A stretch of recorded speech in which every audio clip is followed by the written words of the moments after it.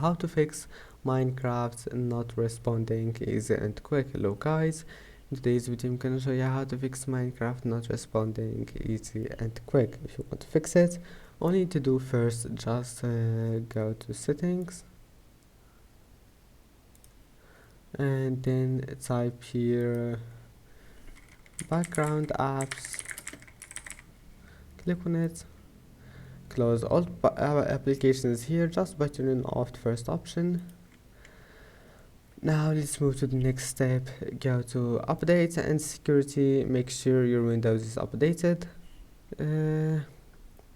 If it's not, just check for updates and then update, and that's it. Then just update your Windows and restart your PC and try again, and your problem must be fixed. And that's it for today's video. Please don't forget to like and don't forget to subscribe, and see you in the next video.